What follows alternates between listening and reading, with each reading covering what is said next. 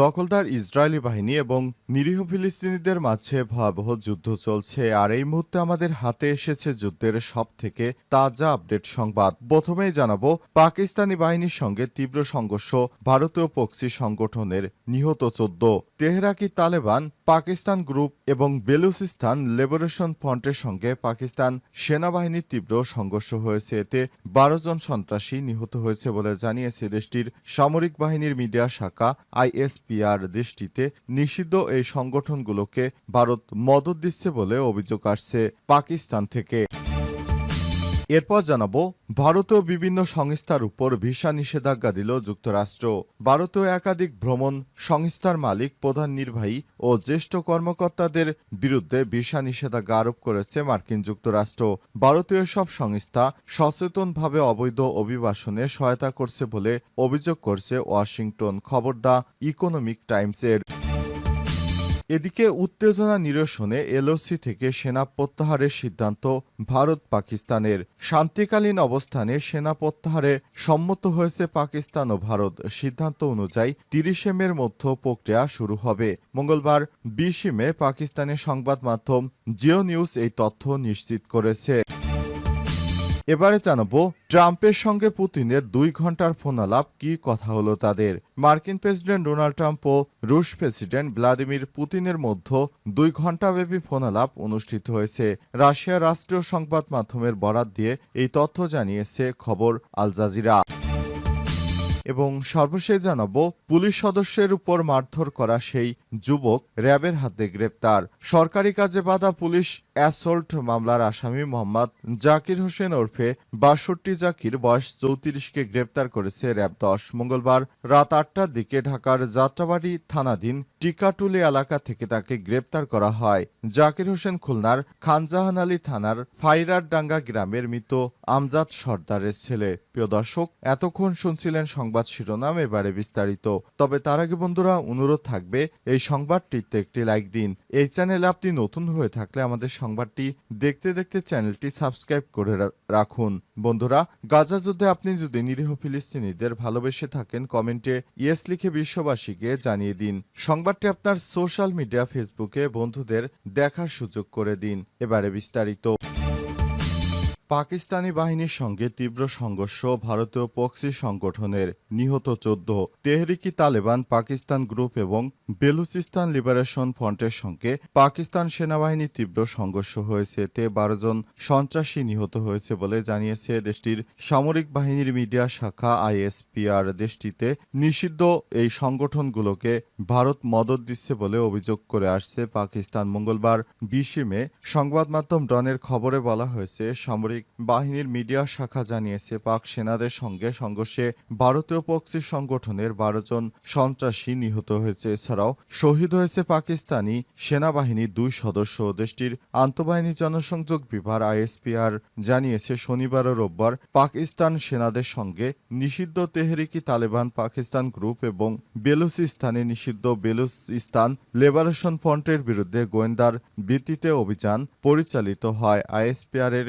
বিবৃতিতে বলা হয়েছে, লাক্কি মারওয়াত জেলায় একটি অভিযান চালানো হয়। সেখানে সেনারা শত্রুর অবস্থানের বিরুদ্ধে লড়াই করছে এবং 5 জন ভারতীয় স্পন্স সন্ত্রাসীকে নরকে পাঠিয়েছে। এছাড়া ওই জেলায় আরও একটি অভিযানে 2 ভারতীয় স্পন্সড সন্ত্রাসী সফলভাবে নিষ্ক্রিয় হয়েছে নিরাপত্তা বাহিনীর হাতে।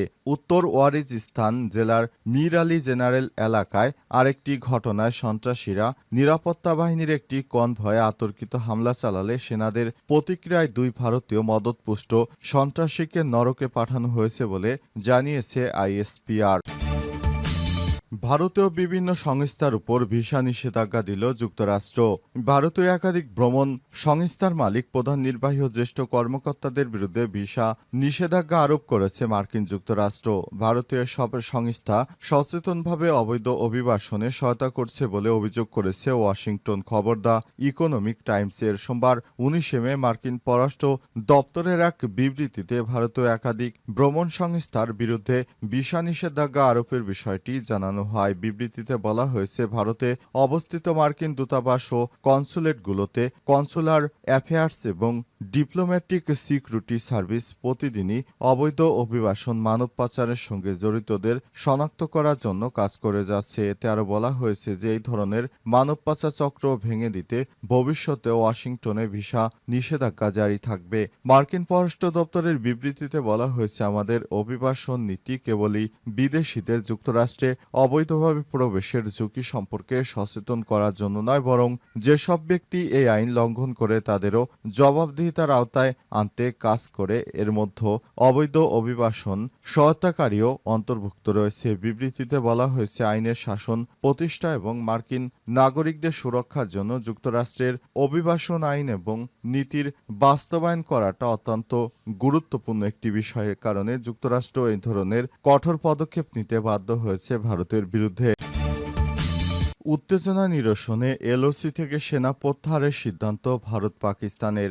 শান্তিকালীন অবস্থানে সেনা প্রত্যাহারে সম্মত হয়েছে পাকিস্তান ও ভারত। সিদ্ধান্ত অনুযায়ী 30 মের মধ্যে এই প্রক্রিয়া শুরু হবে। মঙ্গলবার 20 মে পাকিস্তানের সংবাদ মাধ্যম জিও নিউজ এই তথ্য নিশ্চিত করেছে। ওই পদক্ষেপের সঙ্গে জড়িত জ্যেষ্ঠ কর্মকর্তাদের মধ্যে 30 মের মধ্যে নিয়ন্ত্রণ রেখা এলওসি এবং আন্তর্জাতিক সীমান্তে তাদের সশস্ত্র বাহিনীকে শান্তিকালীন অবস্থানে ফিরে আনার জন্য পাকিস্তান ও ভারত একটি পারস্পরিক সমঝোতায় পৌঁছেছে।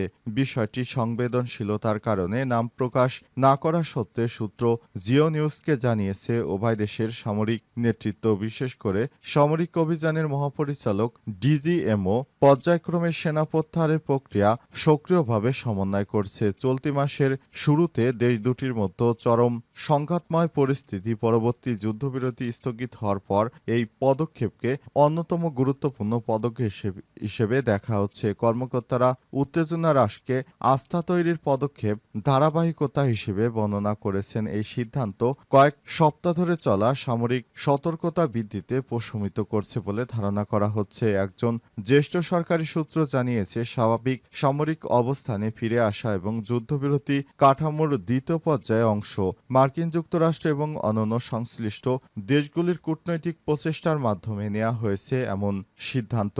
দুই দেশ চায় এখন শান্তিপূর্ণভাবে বসবাস করতে, তাই সেনা প্রত্যাহার ছাড়া আর কোনো বিকল্প নেই। পুলিশ সদস্যদের মারধর করা সেই যুবক র্যাবের হাতে গ্রেপ্তার। সরকারি কাজে বাধা পুলিশ অ্যাসল্ট মামলার আসামি জাকির হোসেন ৬২ জাকিরকে বয়স ৩৪কে গ্রেপ্তার করেছে র্যাব ১০। মঙ্গলবার ১৯ মে রাত ৮টার দিকে ঢাকার যাত্রাবাড়ি থানাধীন টিকাটুলি এলাকা থেকে তাকে গ্রেপ্তার করা হয়। গ্রেপ্তার জাকির হোসেন খুলনার খানজাহান আলী থানার ফাইবার ডাঙ্গা গ্রামের মৃত আমজাদ সর্দারের ছেলে। এ বিষয়ে র্যাব ১০-এর পাঠানো এক সংবাদ বিজ্ঞপ্তিতে বলা হয়েছে, গত ৩ মে সকালে জনপদ মোড় 2 যাত্রাবাড়ি রাস্তায় সার্জেন্ট আমিনুল ইসলাম ৩২ দায়িত্বরত থাকা অবস্থায় হেলমেটবিহীন ৩ সন্দেহভাজনকে 5টি মোটরসাইকেল ও একটি প্রাইভেট কার দাঁড় করায়। এরপর তারা ক্ষিপ্ত হয়ে পুলিশ সদস্যকে মারধর করে। এই ঘটনা একটি মামলা হলে অবশেষে রাতে তাকে গ্রেপ্তার করা হয়েছে।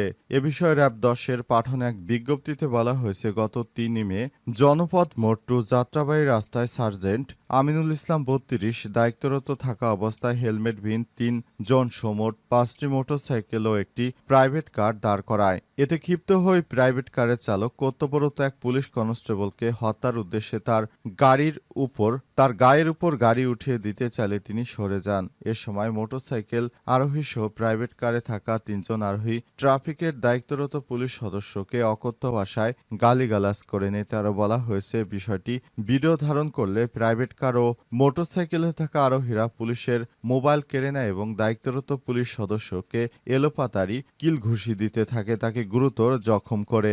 এ ঘটনায় সার্জেন্ট আমিনুল ইসলাম ৩২ বাদী হয়ে যাত্রাবাড়ি থানায় মামলা দায়ের করে। পরবর্তী মামলার তদন্তকারী কর্মকর্তা উল্লেখিত ঘটনায় জড়িত আসামিদের আইনের আওতায় নিয়ে আসা লক্ষ্যে র্যাব ১০-এর অধিনায়ক বরাবর একটি অভিযাচন পত্র পাঠায়। পরে র্যাব মামলার আসামিদের গ্রেপ্তারের লক্ষ্যে গোয়েন্দা নজরদারি বৃদ্ধি করে। এরই ধারাবাহিকতায় রাতে তাকে গ্রেপ্তারের পর সংশ্লিষ্ট থানায় হস্তান্তর করা হয়েছে।